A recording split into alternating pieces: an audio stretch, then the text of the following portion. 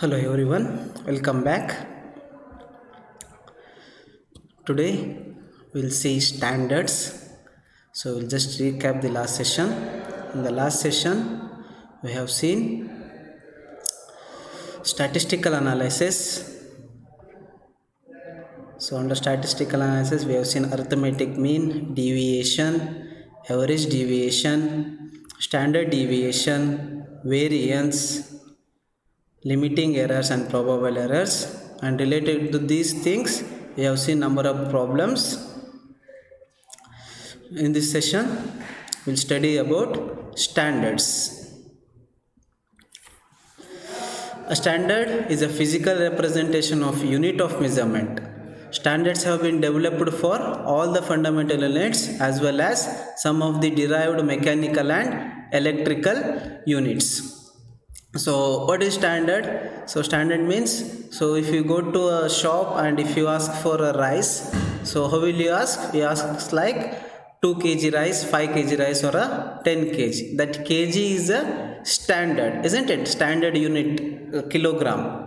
Fine. So like that, for liquid we measure in a liter, and for length we measure in a meter or a centimeter. Fine. Current we measure it as in terms of amps, milliamps, microamps. Voltage we measure it as a V, volt. Power we measure it as a watts. Like that we have many standards are, and for corresponding standards we have number of units, mechanical and electronic units are given. So basically standards are classified as 4: primary standard, secondary standard, working standard, and international standards. So what are the primary standards? So those primary standards are the standards of which high accuracy, which can be used as ultimate reference standards. So this is the highly accurate standards. These primary standards are highly accurate standards and it is used for reference. So the secondary and working stand for secondary and working standards. So primary standard is a reference. Fine. So these standards are maintained by national standard laboratories in different parts of world. So we have if we say like 1 kg means there is a some standard weight is a 1 kg, that to accurate weight. Those things are maintained by these standard laboratories. Next we have secondary standards. So secondary standards are basic reference standards used by measurements and calibration laboratories. So primary standards are the ultimate reference. Secondary standards are also a reference standards for calibration and laboratory purpose.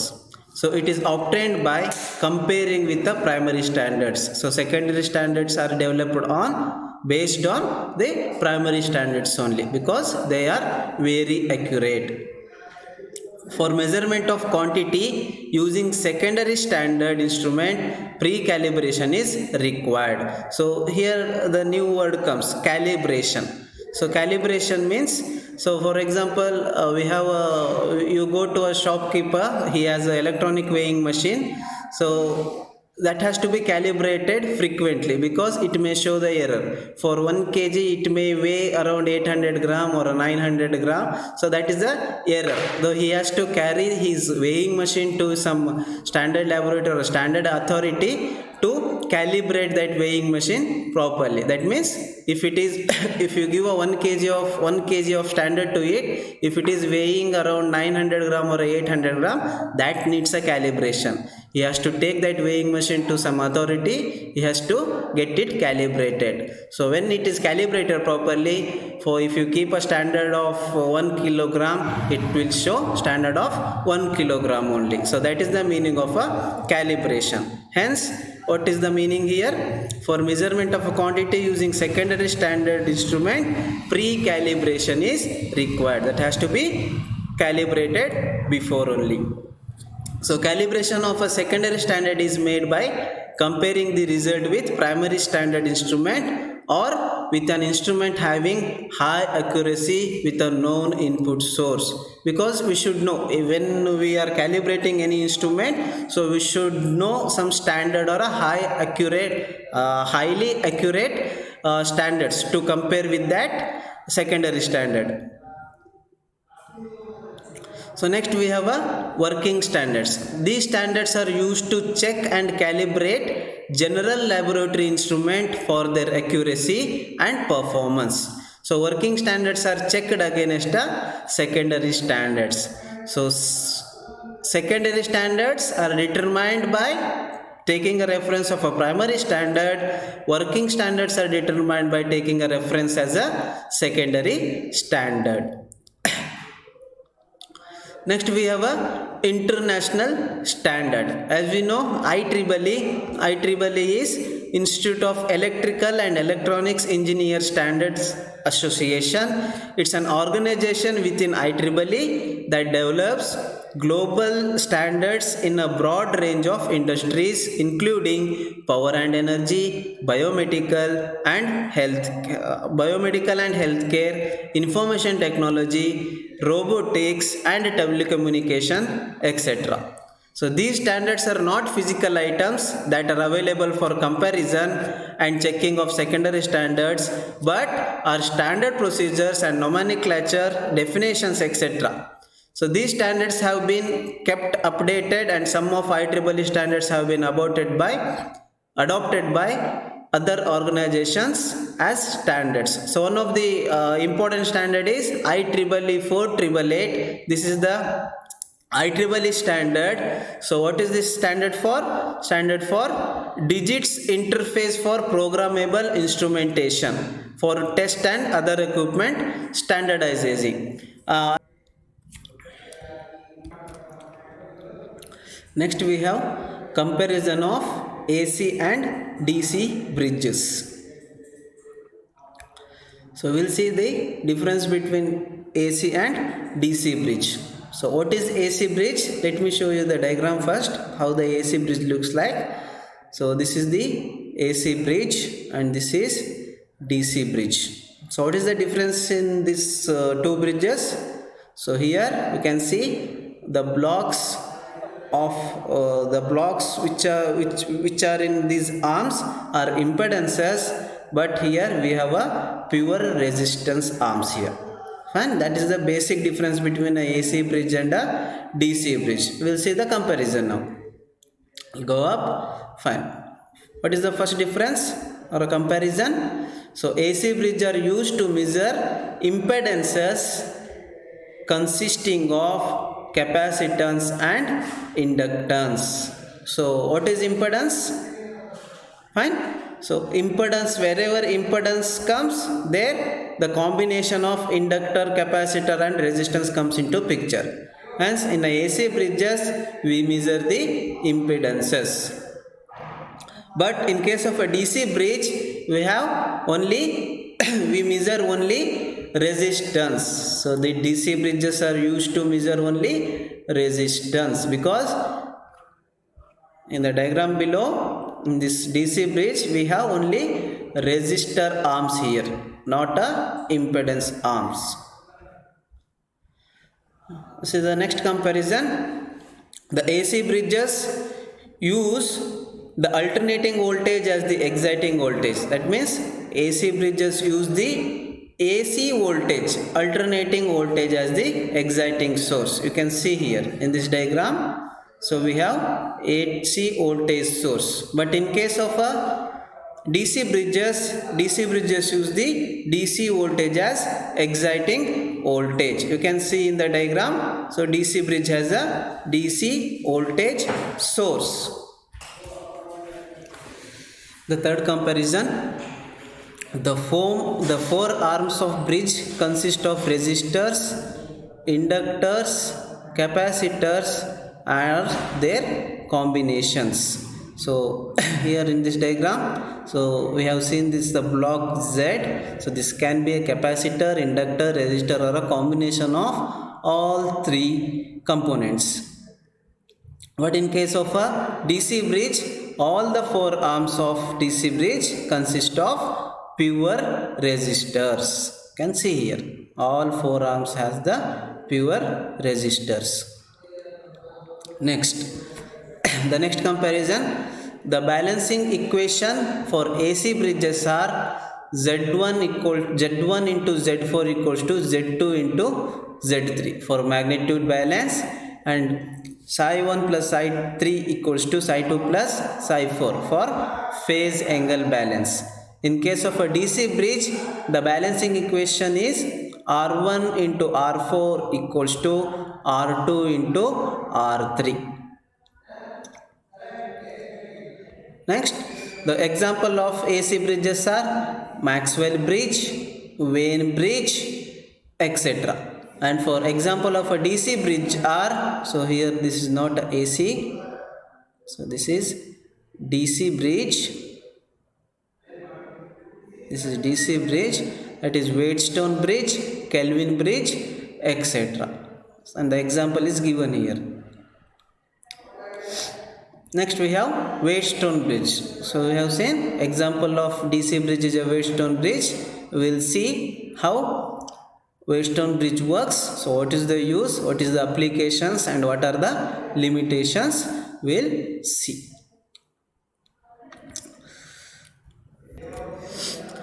The Wheatstone bridge was developed by Charles Wheatstone to measure unknown resistance. A schematic of Wheatstone bridge is given below. So you can see the Wheatstone bridge, which is the example of a DC bridge. There is a 4 arms AC, CB, BD and AD. So all the four arms consist of resistors R1, R2, RK and RX. And this RK is a variable resistor. So why variable, I'll tell you. Fine, but now so we have R1, R2, RK and RX as a 4 arms of a bridge, and we have one galvanometer to measure the current between point A and point B. And we have IMF source, which is a DC voltage of V0, and this galvanometer G is also known as a null detector. Fine.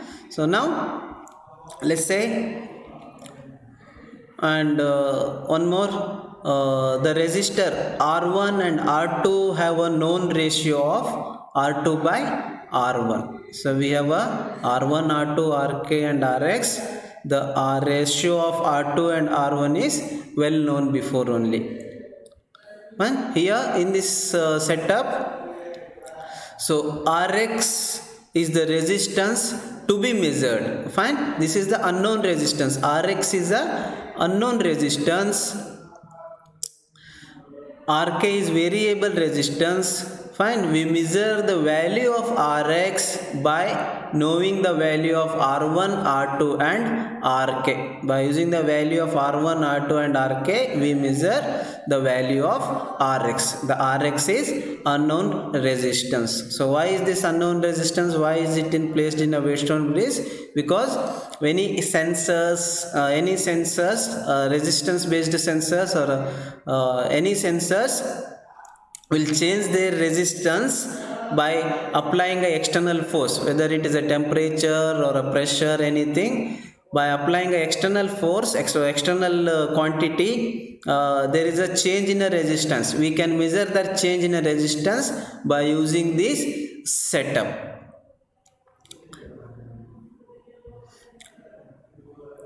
And what is this galvanometer does? This galvanometer measures the voltage difference between point A and point B. What it does? What this galvanometer does? It measures voltage between point A and point B. Now, the bridge is said to be balanced. This bridge is said to be balanced only when the galvanometer shows 0 value. That means VAB equals to 0. Fine.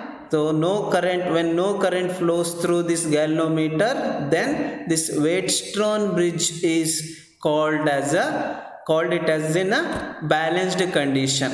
So when there is no current flowing through this, or no current flowing between A and B, or there is no voltage difference between A and B, then the Wheatstone bridge can be called as balanced state. Fine. When the bridge is balanced, the ratio of R1 and R2 is equals to the ratio of RK and Rx. So when the ratio, these two ratio of RK and Rx is equals to R1 and R2, the bridge is known in a balanced state. You can see here. So when the bridge is in a balanced state, when it is in balanced state, when VAB equals to 0, that is the voltage difference between A and B is 0. That means again the drop between C to A must be equal to drop between C to B. That means drop between C to A is equals to drop between C to B when the bridge is in a balanced condition. So as I said, the ratio of R2 and R1 is equals to ratio of Rx and Rk. So this is the statement we got. How do we got this statement? By this statement. Look, so what is the voltage between C to A? So this is the point C, this is the point A. So the current flowing between point C to A is IA. You can see here, IA is flowing from point C to A and A to D. So what is the drop now? From point C to A, what is the drop? The current flowing through R1 into resistance R1. So IA into R1 is the voltage drop between C and A. So what is VCA? VCA is equals to IA into R1. So that is what we have written. So voltage drop from C to A must be equals to voltage drop between C to B. The voltage drop between C to A is IA into R1, and the voltage drop between C to B is, IA into R1. And what is IB into RK?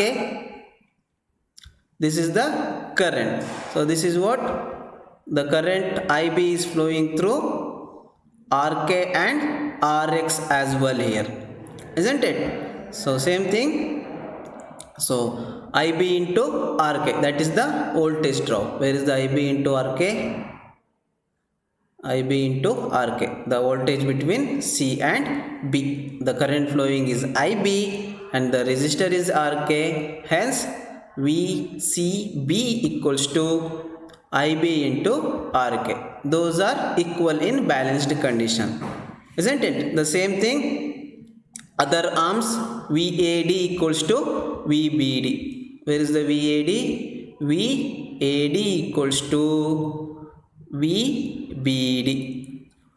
From this we can make this statement. Fine.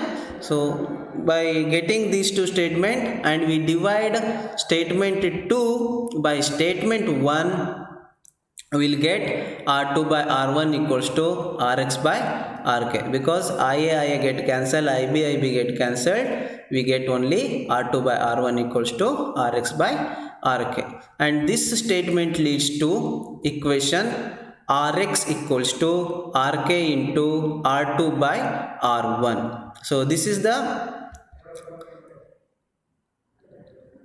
statement or expression to find the unknown resistance. So as I said, R1 and R2 is known before. Rk is also known resistance, but is the variable resistance, but it is known resistance. Rx is the unknown resistance. This unknown resistance can be calculated by using the values of Rk, R2 and R1. Here R2 and R1 is called a ratio resistance. and Rk is a known resistance. Thus, we can say the unknown resistance Rx can be computed from the known resistance Rk, and the known ratio R2 by R1. By using these three resistors, we can calculate the value of unknown resistor. The resistor R1 and Rk are called ratio arms. The resistor R1 and Rk are called ratio arms, while the resistor R2 is called a standard arm of the bridge. Fine. Next we have application of Wheatstone bridge. So where this Wheatstone bridge is used? So these are used to measure very low resistance values accurately. Along with operational amplifiers, along with op-amps, it is used to measure physical parameters like temperature, strain, light, and many others. So many other to measure many other parameters, we use this Wheatstone bridge. It is used by telephone companies to locate cable faults. In the telephone companies, if we have any cable faults, so this method is used to locate the cable faults. Next we have limitations. So limitations of a Wheatstone bridge. So what are the limitations? So for low resistance measurement, the resistance of leads and contacts becomes significant and introduce errors. That means in a Wheatstone bridge, whenever you are measuring a low resistance, very low resistance, so these LEDs, the resistance connecting wires and joints will make very crucial role while measuring the low resistance, because the resistor value itself is very low, so that LEDs and contacts will add up the value to the resistance. Hence we have to be very careful while measuring very low resistance in Wheatstone bridge. And resistance of bridge arms changes due to heating effect of a current through the resistance. The rise in temperature leads to the change in the value of fixed resistors, which leads to error. If there is any change in a change in a temperature, so it leads to change in the value of the resistance, because resistance is depending upon the temperature, isn't it? So value of resistance is depending upon the temperature. Hence if there is a more temperature, the value of resistor will come down, allowing more current to pass through it. Hence we are using this formula, assuming Rk, R2 and R1 are known values. If the temperature changes, what happens? The value also changes. The Rx, whatever we want to measure the resistor, that value also changes. So that is the limitation with respect to our Wheatstone bridge. With this, we have completed the unit 1 of electronic measurement and instrumentation. Thank you so much.